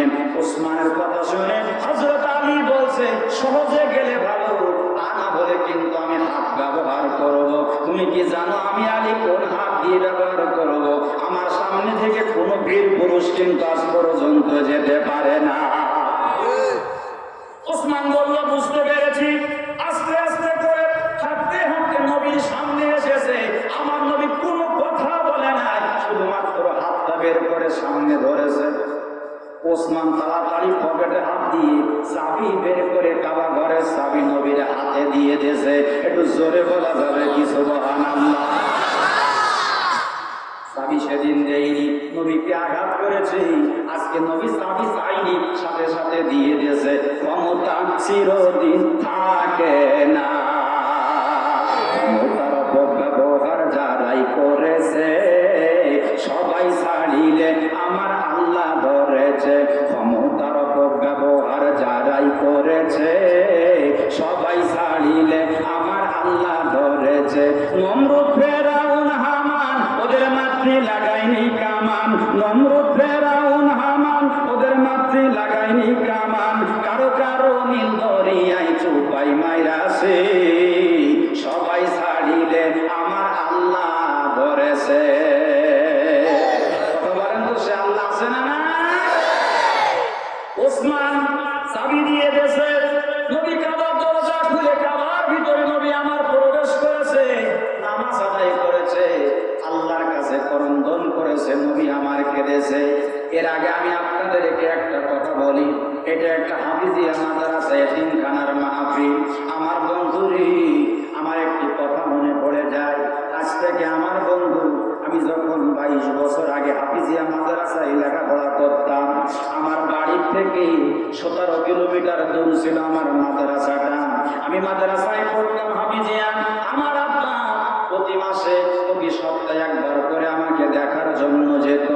আমি একদিন আব্বার সামনে দাঁড়াইয়া বললাম, আব্বা গো, প্রতি সপ্তাহে তুমি কষ্ট করে দেখার জন্য আসো, তোমার কি কষ্ট হয় না? তোমার কি কাজের ক্ষতি হয় না? আব্বা সেদিন আমার বলেছিল, নুরুল ইসলাম রে, কি জন্য আসি বাবা? নিজে যখন সন্তানের পিতা হবা সেই দিন বুঝতে পারবা কেন আমি আসি। আমার বন্ধুরা, আমারও 2টা সন্তান আছে। আমি যখন সফরে বাইরে 2 দিন 5 দিন 10 দিন পর্যন্ত যখন হয়ে যায়, আমার সন্তান, আমার বড় ছেলেটার 9 বছর বয়স, ছোট ছেলেটার 3 বছর চলতেছে। আমার ছোট্ট বাচ্চাটা এখন স্পষ্ট ভালো কথা বলতে পারে না, তবে যখন 2 দিন 5 দিন পর্যন্ত হয়ে যায়, আমাকে ফোন করে বলে, আপু আজকে দুপুরের আগে যদি তুমি বাড়িতে না আসো, আজকে দুপুরের গোসল করবো না, দুপুরের খাবারও আমি খাবো না, তুমি যদি মেহেরবানি করে বাসায় না আসো। বাবারে, এই কথাটা সন্তানের মুখ থেকে যখনই শুনি, সাথে সাথে আমার চোখের কোনায় পানি জমা হয়ে যায়। আজ থেকে 22 বছর আগের কথা আমার মনে পড়ে যায়। আমি যখন হাফিজিয়া মাদ্রাসায় লেখাপড়া করতাম, আমার আব্বা আমার দেখার জন্য যাইতো। আমি জিজ্ঞাসা করতাম, কেন আসো? আব্বা বলেছিল, বুঝবা সেই দিন, নিজেই সন্তানের পিতা হবা যেই দিন। আমার বন্ধুরা, আমি যখন হাফিজ হয়ে গেলাম, হবিগঞ্জের বক্তা, এরকম শত শত হাজার হাজার মানুষের সামনে মাহফিলের স্টেজে আমার মাথার মধ্যে সম্মানের একটি পাগড়ি দিয়ে দিয়েছে। পাগড়ি দেওয়ার পরে মাদ্রাসার মাহফিল হয়ে গেল, পরের দিন মাদ্রাসায় ছুটি হয়ে গেল, আমি বাড়ি চলে গেলাম। বাড়িতে যাই আমাকে সালাম করলাম, আব্বাকে সালাম করলাম। সত্য কথা বলছি, মাহফিলে বসে আমি নজর করে দেখি আমার আব্বার চোখ থেকে পানির ফোঁটাগুলো টপ টপ করে জমিনে পড়ে। আমার মায়ের চোখ থেকে অনবরত পানির ফোঁটাগুলো পড়তেছে। ডাক দিলাম, আব্বা গো, কি জন্য কাঁদতেছো? আমি কি হাফেজ হয়ে তোমাদের মনে কোনো কষ্ট দিয়েছি? সেদিন আমার আব্বা বলেছিল, না রে নুরুল ইসলামরা, তুমি আমার মনে কোনো কষ্ট দেওনি, কেন তুমি কাঁদতেছো? আব্বা সেদিন উত্তর দিয়েছে, বাবা এটা কোনো দুঃখের পানি নয়, এটা হলো সুখের পানি। তুমি যে কোরআনের হাফেজ হয়েছো, আল্লাহ তোমাকে কবুল করেছে, এজন্য সুখে আমার চোখ থেকে পানি পড়তেছে, সন্তুষ্টর জন্য শুকরিয়া গানে পানি পড়তেছে। মাও বলতেছে, তাই বাবা তোমাকে মাদ্রাসায় দিয়া নামাজের মুসল্লার মধ্যে আল্লাহর কাছে কত কেঁদেছি, আল্লাহ গো আমার সন্তানটাকে কোরআনের হাফেজ হিসাবে কবুল করো। আজকে আল্লাহ তোমাকে কবুল করেছে, তাই আমি মনের সুখে আনন্দে চোখ থেকে পানিগুলো পড়তেছি। আমার আব্বা সেদিন ডাক দিয়ে বলেছিল, নুরুল ইসলাম, কে আগে মরে কে পরে মরে জানি না, তবে ভাগ্যক্রমে আমি তোমার পিতা, তোমার আগে যদি মরে যাই, সংবাদ যদি তোমার কানে চলে যায়, বাবা যেখানে থাকো আর দেরি করবা না, সাথে সাথে তুমি বাসায় চলে আসবা। ও বাবা, তিনটা দাবি তোমার কাছে করলাম। এক নম্বরে তুমি নিজ হাতে করে আমার জীবনের শেষ বছরটা সম্ভব হলে দিবা। দুই নম্বরে তুমি আমার জীবনের শেষ জামা কাপড়টা নিজ হাতে পরাবা। তিন নম্বরে বাবারি আমার জীবনের শেষ জানাজারে করবা। এই কথা বলে দিয়া আমি যখন সামনে দাঁড়ায় আসি, আমার আব্বা ডাক দিয়ে বলে, বাবারি শেষ পর্যন্ত একটা দাবি তোমার কাছে জানালাম, জানাজা পড়ায়া আমার লাভ যখন কবরস্থানে নিয়ে যাবে, সবাই যখন ধরে ধরে কবরে দাঁড়াবে, আমি তোমার কাছে দাবি জানালাম, তুমি আমার সন্তান, তুমি আমার মাথার দিকে নিজ হাতে করে আমার লাশটা কবরের মধ্যে দিও। বাবা এই কথাগুলি আমার পিতা আমার সামনে বলে, আমি নজর করে দেখি চোখ থেকে অনবরত পানির ফোঁটাগুলো টপ টপ করে পড়ে। সেদিন আমার মনে অজান্তি আমার চোখ থেকে পানির ফোঁটাগুলো টপ টপ করে পড়া শুরু করেছে। ডাক দিয়ে বললাম, আব্বা গো, নিজে যদি তোমার জীবনের শেষ বছরটা দেই, নিজে যদি তোমার জানাজারে ইমামতি করি, আর নিজ হাতে করে শরীরে কাপড়টা পরাইয়া দেই, আমার নিজ হাতে ধরিয়া যদি তোমার কবরের মধ্যে রাখি, বলো তো গো আব্বা তোমার কি উপকার হতে পারে? সেদিন আমার আব্বা বলেছিল, নুরুল ইসলাম রে, আল্লাহর কাছে বলবো, আল্লাহ দুনিয়ায় সম্পদ বানাইতে পারি নাই, অর্থ বানাইতে পারি নাই, তবে আল্লাহ আমার ছেলেটাকে কোরআনের হাফেজ বানিয়েছিলাম। রব্বুল আলামিন আমার হাফেজ ছেলে জীবনের শেষ গোসল দিয়েছে, আমার হাফেজ ছেলে আমার জীবনের শেষ জামা কাপড়কারী হাতে পরিয়েছে, আমার হাফেজ সন্তান আমার শেষ নামাজ, জীবনের শেষ নামাজ জানাজার ইমামতি করেছে, আমার হাফেজ ছেলে হাফেজের হাত দিয়ে আমার কবরের মধ্যে লাশটা রেখেছে। আল্লাহ গো তুমি আমার কবরের মধ্যে আযাব দিও না, হতে পারে আমার আল্লাহ আমার কবরের আযাব বন্ধ করতে পারে। ও বন্ধু, এটা তার মনের বিশ্বাস। আমার বন্ধুরে আমি আপনাদের কাছে বলে গেলাম, আমি জানি না কার সন্তান মাদ্রাসায় দিয়েছেন, কার ছেলেকে হাফেজ বানিয়েছেন, কার সন্তানকে আলেম বানানোর নিয়ত করেছেন। আমার মা বোন পাশে আছেন, আমি আপনাদের মতো মায়েরা, আপনাদের মতো একজন মায়ের সন্তান, আপনাদের কাছে অনুরোধ করে বলে গেলাম, একটা সন্তানকে আলেম বানাবেন, একটা সন্তানকে হাফেজ বানাবেন। আমি নুরুল ইসলাম ফারুকী প্রথম জীবনে যেদিন সর্বপ্রথম দোয়া করেছি হাফেজ হওয়ার পরে, আমার এক চাচাতো মামার বাড়িতে 4টা টাকা আমার হাদিয়া দিয়েছিল। আমার বন্ধুরি আজ থেকে প্রায় আমার বন্ধু 22 বছর বা একটু কম বেশি হবে তার আগে আমি দোয়া করেছিলাম, 4 টাকা আমার হাদিয়া দিয়েছে সর্বপ্রথম। আর সর্বশেষ বাংলাদেশের 56 জেলায় আল্লাহ আমার কাছে, বাংলাদেশ সহ ভারতের 2টা প্রদেশ আল্লাহ আমাকে নিয়েছে, সর্বোচ্চ 40,000 পর্যন্ত আমি হাদিয়া পেয়েছি। তবে আমার বন্ধুগণ আজ পর্যন্ত কোন দোয়া আল্লাহর কাছে কবুল হয়েছে আমি গ্যারান্টি দিতে পারবো না। তবে আমি আজকে এই যে আপনাদের এলাকায় আসিয়া বলে গেলাম, আপনার কোন একটা সন্তান যদি দোয়া করে, সাথে সাথে ওই দোয়া আল্লাহর দরবারে কবুল হয়ে যায়। বন্ধুগণ আমার নবীজি বলেছেন, ইদা মাতাল ইনসানু ইনকাতা আমালু ইল্লা মিন সালাসা আও সাদকাতুন জারিয়াতুন আও ইলমুন নাফিয়াতুন আও ওয়ালাদুন সালিহুন ইয়াদউ লাহু। নবীজি বলেন, মানুষ যখন ইন্তেকাল করে, বনি আদম যখন মরে যায়, তার সকল আমলের দরজা বন্ধ হয়ে যায়, 3টা আমল চালু থাকে, ইল্লা মিন সালাসা চলতে থাকে। আও সদকাতুন জারিয়াতুন, সদকায়ে জারিয়া, মসজিদ মাদ্রাসা রাস্তাঘাট, মানুষের পানির ব্যবস্থা, পথের ব্যবস্থা, ভালো কাজ যদি করে যায়। 2 নাম্বার হলো উপকারী এলেম, মানুষদেরকে শিক্ষা দিয়েছে, শিখিয়েছে, এরকম উপকারী এলেম যদি শিক্ষা দিয়ে যায়, আরেকজন শিখাবে, আরেকজন থেকে আরেকজন শিখবে, এভাবে করে একটা পিঢ়ি কিয়ামত পর্যন্ত চলবে। 1 ভাগ করে সওয়াব নামায় আমলে কবরে চলে যাবে। 3 নম্বরে আওয়ালাদুন সালিহুন ইয়াদউ লাহু, নেককার সন্তান যদি রেখে যায়, ওই নেককার সন্তান যদি আল্লাহর কাছে দোয়া করে, ছেলেটা যদি নামাজি হয়, মেয়েটা যদি নামাজি হয়, ওই মেয়েটা যদি নামাজি হয়, ছেলেটা যদি ঘুষ না খায়, সুদ না খায়, অন্যায় না করে, বেপরদায় না চলে, আমার বন্ধু ইসলাম অনুযায়ী যদি চলে, তাহলে ওই সন্তান যখন দোয়া করবে, সাথে সাথে আম্মার আব্বার পরে চলে যাবে। এজন্য আপনাদের কাছে আবেদন করে বলে গেলাম, নেককার সন্তান রেখে যাবেন, আল্লাহ পাক আর নেককার সন্তানের দোয়ায় আপনার কবরের আযাব মাফ করে দেবে, বলি আমিন। বন্ধুগণ আমার, নবীজি কাবার ভিতরে কি আপনারা কষ্ট পাচ্ছেন নাকি? আপনাদের কোনো অসুবিধা হচ্ছে? মুনাজাত করে দেব না? নবীজি কাবা ঘরের থেকে আসতেছে, ওসমান চাবিটা দিয়ে এখনো কাবার সামনে দাঁড়িয়ে আছে, এই কথাটা কি শুনতেছেন? শেষ পর্যন্ত কি হলো? এরপরে আরেকটা কথা আছে, আমার নবীজি এই মক্কা বিজয়ের পরে সবাইকে মাফ করেছিল, কিন্তু আমার নবী 17 জনকে মাফ করেনি। যে 17 জন চরম ইসলাম বিদ্বেষী, নবীকে আঘাত করেছে এবং ইসলামওয়ালা, কোরআনওয়ালা, কালিমাওয়ালাদেরকে যারা শাস্তি দিয়েছে, কষ্ট দিয়েছে, এরকম ধরনের 17 জনকে নবী মাফ করেনি। আমি এই 17 জনের নাম 1 মিনিট লাগবে বড় জোর বলতে। এই কথাটা শুনতে রাজি আছেন না সবাই? আমার বন্ধুগণ, এর আগে আর একটা কথা বলি, একজনের বাড়িতে গেছে চোর, রাত্রিতে চুরি করতে, চুরি করতে যায় তেমন কিছু পায়নি, বারান্দায় পেয়েছে 1 বস্তা ধান। এখন চোর এই 1 বস্তা ধান মাথায় করে নিয়ে পালিয়ে যাচ্ছে, চুরি করে চলে যাচ্ছে। ঘরের থেকে স্ত্রী স্বামীর গায়ে হাত দিয়ে বলছে, শুনেছেন কি? চোর এসেছে বাড়ি, কি করেছে?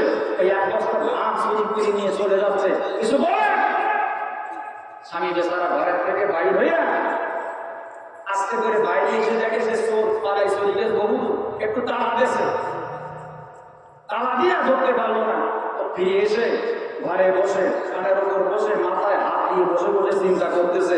তো স্ত্রী পাশে যেয়ে বলতে, চোর কই, সে ধান কই? ধানও পালাম না, চোরেরও ধরতে পারলাম না। খুবই মাথায় হাত দিয়ে কি চিন্তা করতেছো? আমি মাথায় হাত দিয়ে চিন্তা করতেছি, এই আমার ধান তো সিদ্ধ করা, শুকানো, এ তো চোর জানে না, তো বাড়িতে সেদ্ধ ধান আবার সেদ্ধ করে কিনা তাই চিন্তা করতেছে। চিন্তা করে ও ধান গেছে চুরি করে, ওর তা চিন্তা হয় না, চিন্তা হয় যে সেদ্ধ ধান সেদ্ধ করে কিনা, এই হলো চিন্তা। আজকে মুসলমান আমরা জান্নার পেট নিয়ে চিন্তা করি, ইসলাম নিয়ে চিন্তা আমাদের ভিতরে খুব কম। কি কথা বলেন, কথা বলেন? পেট মাহাজন নিয়ে সবাই চিন্তা, ইসলামের চিন্তা কম। আজকে আমার বাংলায়, আজকে সোনার বাংলায়, আজকে তামাম পৃথিবীতে ইসলাম থাকবে কি থাকবে না, কোরআন থাকবে কি থাকবে না, রাষ্ট্রধর্ম ইসলাম রাখবে না, সংবিধানে বিসমিল্লাহ থাকবে না, এই নিয়ে ষড়যন্ত্র হয়। আর আমার মুসলমানেরা আমাদের পরে দোয়া করবে কি করবে না, তারপরে বিলাপ করবে কি করবে না, নবী দূরের তৈরি না মাটির তৈরি, এরপরে এই সমস্ত ছোট্ট ছোট্ট বিষয় নিয়ে কত কতজ্ঞ করে মুসলমানদের ভিতরে ডিভাইডেড ভাগাভাগি শুরু করেছে। ওদিকে ওরা বসে নাই, ওরা ষড়যন্ত্র করে ইসলাম বিদায় করার জন্য চরম ষড়যন্ত্রে তারা লিপ্ত হয়েছে। কথা বলেন না কেন? এই জন্য মুসলমান সজাগ হওয়া লাগবে, আর বসে থাকলে চলবে না। আপনাকে আমাকে বুঝতে হবে, জানতে হবে, দেখতে হবে এবং ইসলাম অনুযায়ী নিজের জীবন, পরিবার, সমাজ, রাষ্ট্র পরিচালনার চেষ্টা করতে হবে। আপনি বলবেন, হুজুর আমি কি করবো? আল্লাহকে আমাদের দিন আপনারও ধরবে যে আপনি ইসলামের জন্য কতটুকু কাজ করেছেন। বন্ধুগণ আমার, যে 17 জনকে আল্লাহর নবী মাফ করেনি, নবীজি বলেছে এই 17 জনকে যেখানে পাবা সেখানে মারবা, কারণ তারা ইসলামের বিরোধিতা করেছে, নবীর বিরোধিতা করেছে, নবী ওয়ালাদের, ইসলাম ওয়ালাদের, কোরআন ওয়ালাদেরকে আঘাত করেছে, মেরেছে, শাস্তি দিয়েছে। সুতরাং তাদেরকে ক্ষমা করা হবে না। আমি আপনাদেরকে বলছি, ওদিকে নবীজি কাবার ভিতরে ইবাদতে মগ্ন, বাইরে ওসমান দাঁড়ানো চাবি দিয়া, হযরত আলী দাঁড়ানো, আরেকজন সাহাবী পাশে দাঁড়িয়ে আছে। আল্লাহর নবী কাবার আমার ভিতরে আপনাদেরকে ঘটনাটা শুনিয়ে দিচ্ছি আমার বন্ধুগণ। এর ভিতরে অনেক মা বোন হয়তো বা পাশে এসেছে, মা বোনদের জন্য কয়েকটা আমলের কথা আমি একটু বলে দেই। নবীজি বলেন, ক্বালা রাসূলুল্লাহি সাল্লাল্লাহু আলাইহি ওয়াসাল্লাম, আল মাররাতু ইযা সাল্লাত খামসাহা ওয়া সামাত শাহরাহা ওয়া হাসানাত ফারজাহা ওয়া আতাত বালাহা ফান্তাদখুলু মিন আইয়াবিন জান্নাতি শা। প্রিয় নবীজি বলেন, মা বোনদের খুব সহজ আমল, চারটা আমল যদি কোন মা বোন করতে পারে, নবীজি আমার বলেন 8টা জান্নাতের দরজা আমার আল্লাহ ওই মা বোনদের জন্য খুলে দেবে। একটু জবান খুলে বলা যাবে কি সুবহানাল্লাহ? মা বোনদের একটু ফল করেন। মা বোনেরা, আপনাদের 4টা আমল। 1 নাম্বার আমল হলো আপনাদের জন্য 5 ওয়াক্ত নামাজ। 2 নাম্বার আমল হলো আমার বন্ধুগণ রমজান মাসে রোজা। 3 নাম্বার আমল হলো পর্দায় থাকা। 3 নাম্বার কি? নামাজ মোটামুটি পড়ে, তারপরে রোজা থাকার জন্য আগ্রহ আছে, কিন্তু আমার বন্ধু পর্দায় থাকার কথা বললে থাকতে পারে না। এজন্য কবি বলেন, পর্দার কথা শুনলে হাসে আধুনিকা নারী, এই মৌলবীদের ওয়াজ মেনে কেমনে চলতে পারি? আমার সাথে রূপ যৌবন হবে মূল্যহীন, 1 মিনিটে 1000 প্রেমিক হবে যে বিলীন। আইভরি আর লিপস্টিক মাঝে যত বাবার, ডাস্টবিনে সব ফেলতে হবে, সময় নাই যে আর। আধুনিকা যুগের ভাই রাস্তাঘাটে নারী দেখলে চোখে লজ্জা আছে, আটা পোশাক ধারী। ইংরাজি চাল বাংলাদেশে চলিতেছে ভাই, মুসলমান মেয়েদের কারোর গাইতে কাপড় নাই, পাতলা কাপড় পরে ওরা অঙ্গ করে যাই, হেলনা দিয়ে চলে তারা কেমন করে যাই। এসব কর্ম করে তাদের হচ্ছে একটি উপকার, বর্ষণ আর নির্যাতন শুধুই পাচ্ছে উপহার। 3 নম্বরে পর্দা। খালি মেয়েদের কি দোষ দেবো আমরা পুরুষ? আমাদেরও দোষ আছে। এক যুবক আমার বলছে, হুজুর পর্দা রস করতেছেন, আমি পর্দা শুরু করেছি। আমি বললাম কি করেছি? ওই চাইনা মোটা কাপড়ের ভালো পর্দা, জানলায় দিছি 2টা, দরজায় দিছি 2টা, শেষ পর্যন্ত গেটে দিছি 2টা। আমি বললাম বোর কি করেছি? কই শাড়ি পুরি সারা কেমন ঘুরিয়ে আসবে। আমি ডাক দিয়ে বলি, যুবক রে, ও আমার ভাই রে, দরজায় পর্দা দেছো, জানলায় পর্দা দেছো, ক্ষতি নাই, সমস্যা নাই, কিন্তু বউটাকে পর্দা করাও। তোমার বউ পর্দা করাইলে তোমার সম্মান বাড়বে, বরং কমবে না, বরং তোমার সম্মান বেড়ে যাবে। আমার মায়ের সম্মান বেড়ে যাবে, আমার বোনের সম্মান বেড়ে যাবে। একা জিনিসের সম্মান বেশি না কম। ঘরে যদি গেলাস দেওয়া, ঘরে যদি কাপড় বিক্রি হয়, একই কাপড় ফুটপাতে বিক্রি হয় 100, ঘরে বিক্রি হয় 200। কথা বলেন না? ঠেকা জিনিসের দাম বেশি না? ঠেকা মালের দাম বেশি হয়। ঘরের থেকে মাল নেবেন, দাম বেশি পড়বে, ফুটপাতে নেবেন, দাম কম নেবে। আমার বন্ধুগণ, আগেকার মহিলা এখনো পুরো মানুষ, এখন পুরো মানুষ সামনে পড়লে পার মুখটা একটু ঢেকে নেয়, মাথার শরীরটা আসরটা একটু বাড়িয়ে দেয়, তাদের একটা পর্দা বসিটা একটু লজ্জা সরব আছে না? না। আর এখন যত আধুনিক অবস্থা, যত ল্যাংটা হতে পারে, তারা মনে করে আমরা সেলিব্রিটি হয়ে গেছি। কথা বলেন না কেন? আরে এখন এই যে আপনার মোবাইল ফোন এসেছে, টেলিভিশন এসেছে, এইগুলো দেখে প্রেম প্রীতি শেখে, ভালো মন্দ শেখে, সংসারে ঝগড়া কি করে করতে হয় এগুলো শেখে। স্বামী বাড়ি আসলে রেগি থাকে, ওই যে আগের থেকে শিখে দিয়েছে, শাড়ি আসতে শুরু করে দেয়। আমার বন্ধুগণ, ইসলাম যদি মানতে পারি, আপনাদেরকে পরামর্শ দেব, বাড়িতে সকলে বসে একটা তালিমের ব্যবস্থা করবেন। হাদিস কিনবেন, এটা হাদিস থেকে তালিম করবেন। রিয়াদুস সালিহিন, এটা কিতাবের নাম বলে গেলাম, রিয়াদুস সালিহিন কিনবেন। ওরে বাড়িতে এতে সব বিষয় আছে, পারিবারিক বিষয়, বাচ্চা কাচ্চা লালন পালনের বিষয়, পরিবারের বিষয়, অর্থনৈতিক বিষয়, স্বামী স্ত্রীর ভিতরে আমার বন্ধুগণ মিল মহব্বত, এরপরে অধিকার, সব বিষয় আছে। এটা যদি আমরা আমাদের পরিবারে চালু করতে পারি, তো হুজুরিকার দোয়া করা লাগবে। দোয়া করেন, ছেলে ভাত দেয় না, ছেলে কথা শোনে না, ইনশাআল্লাহ পরিবারটা ইসলামী পরিবার হয়ে যাবে। বলি সুবহানাল্লাহ। বন্ধুগণ আমার, আমি আপনাদের খেদমতে বলি, মা বোনদের 4 নম্বর আমল হলো, 4 নম্বরের বোনদের আমল হলো নিজের স্বামীর খেদমত করবে। কবি বলেন, নারীর কাছে আর কে আছে স্বামীর মতো দামি? আল্লাহ নবীর পরে নারীর অমূল্য ধন স্বামী। স্বামীর সেবা করবে নারী, করবে নামাজ রোজা, আর পর্দা মতো চলতে পারলে জান্নাত পাওয়া সোজা। কথায় কাজে যেই নারী যায় স্বামীর মনে কষ্ট, আল্লাহ নবী লানত করেন জান্নাত তাহার নষ্ট। যতক্ষণে চায় না তত স্বামীর কাছে মা, ততক্ষণ আল্লাহ তাআলা মাফ করে না পাপ। ও মাকে রাতে সহজভাবে জান্নাত যদি চাও, স্বামীর কাছে সকল ভুলের ক্ষমা চেয়ে নাও। জবান খুলে বলি আল্লাহু আকবার। আমার বন্ধুগণ, নারীরা স্বামীর খেদমত করবে। আমার ভারতবর্ষ থেকে সাতক্ষীরার জমিনে পীর সাহেব হুজুর এসেছে, সাতক্ষীরার বড় মাঠে ওয়াজ করেছে। মায়েরা, তোমাদের যাদের বিয়ে হয়েছে, জীবনে একটা দিন যদি হয় তবুও তোমাদের মাথার চুল দিয়া তোমাদের স্বামীর পা মাঝে করে দিবা। ও মা, তোমার মাথায় যত চুল তত নাকি আল্লাহ তোমার আমল নামায় দান করবে। একজন মহিলা সাতক্ষীরার মাঠে এই শোনার পরে 10 বছর বিয়ে হয়েছে, কোনদিন নিজের চুল দিয়া স্বামীর পা মাঝে করেনি। এই শোনার পরে মরতে ভালো লেগেছে। ওই দিন স্বামী বাসায় আসবে, চুল দিয়ে তার পা মাঝে করবে বলে নিয়ত করে শুইছে। গভীর রজনীতে স্বামী যখন বাসায় ফিরেছে, মহিলা ঘুম থেকে উঠিয়া স্বামীর পাউটা চুল দিয়ে মাঝে করেছে। এরপরে দক্ষিণে মাথা দিয়া বালিশে মাথা দিয়া শুইছে, কিন্তু নাকের মধ্যে কিসের গন্ধ লাগে, এতক্ষণ গন্ধ লাগেনি। মহিলা বুঝতেছে কিসের গন্ধ, বুঝতে বুঝতে দেখে ওই গন্ধটা আসছে নিজের চুলের থেকে। কিভাবে আসলো? বছর করে দেখে চুলের মধ্যে ময়লা লেগে আছে, মানে পায়খানা লেগে গেছে। ওই স্বামী ছিল হিরোইন খোর, ফেন্সিডিল খোর, মদ খোর, গাঁজা খোর। রাত্রিতে মাতাল হইয়া আসতে যাইয়া কোন থেকে পায়খানা না গিয়ে যে সই করিছে বুঝতে পারিনি। স্বামী আমল করতে যাইয়া স্ত্রী চুল নেয়, স্বামীর পা মাসে করতে যাইয়া পায়খানা মেঘে গেছে চুলে। মহিলা বড় বিপদে পড়ে গেছে। রাত্রিবেলায় আমার বন্ধুগণ গোসল করে পবিত্রতা অর্জন করে শুয়ে চিন্তা করে, আজকের একটা সুন্নত মানতে যায়, এত বড় বিপদ সহ্য করা যায় না। হুজুর আবার পরে বস করবে, দেখতে হবে। হুজুর সেখান থেকে আরো 10 কিলোমিটার দূরে পরে দিনস করবে। খোঁজখবর নিয়ে হুজুরের মা ফিরে চলে গেছে। হুজুরের কাছে সিলকোট লিখতেছে, হুজুর সাতক্ষীরার বড় মাসে আপনি ওয়াজ করেছেন স্বামীর পা মহিলা যদি চুল দিয়ে মাসে করে, স্বামীর পা মাসে করার কারণে মহিলার মাথায় যত চুল তত নাকি আল্লাহ আমল নামায় দান করবে। আমরা সাতক্ষীরার মহিলারা স্বামীর পা চুল দিয়ে মাসে করতে রাজি, কিন্তু আপনার কাছে একটা দাবি, আপনি শেষে একটু দয়া করে বলবে আমাদের স্বামী নামে শয়তানেরা যেন পা ধুয়ে সরে।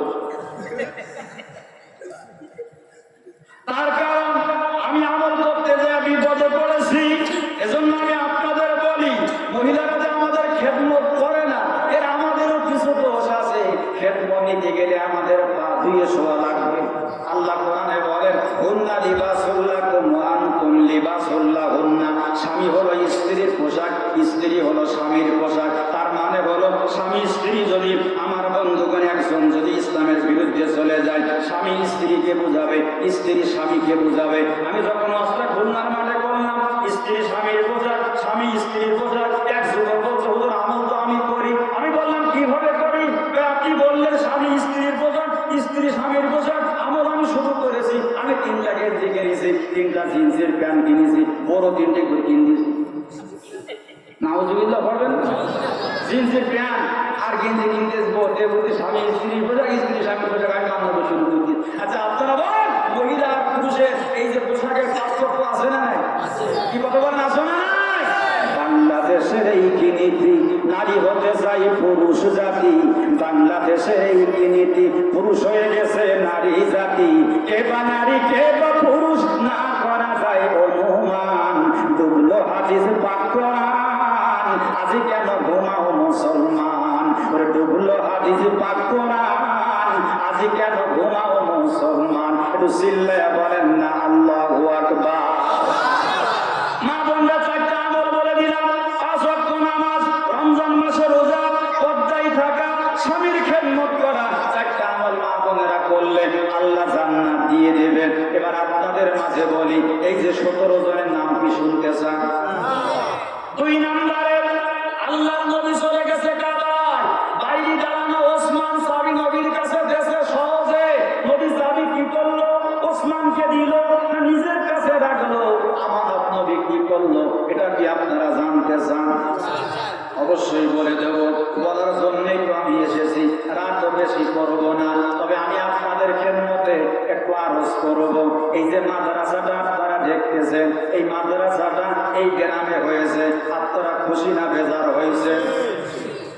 এই কাদিরপাড়া এলাকায় একটি কোরআনী মাদ্রাসা হয়েছে, আপনারা সবাই খুশি না বেজার আছে? এজন্য আমি এই কোরআনের মাহফিল থেকে, কোরআনের মাদ্রাসার জন্য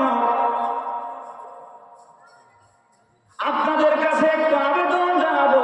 সর্বপ্রথম আমি 1000 করে টাকা চাচ্ছি, যে নগদে এনেছেন নগদে দেবেন, নগদে আনতে পারেন নাই আমার কাছে একটু নামটা বলবেন, আমি আপনার জন্য প্রাণ ভরে দোয়া করব। আমি মুসাফির মানুষ, বহু দূর থেকে এসেছি, আমার বন্ধুগণ 200 কিলোমিটার দূর থেকে আপনাদের মাঝে এসেছি। আমি প্রাণ ভরে আপনার পিতামাতার জন্য দোয়া করে যাব।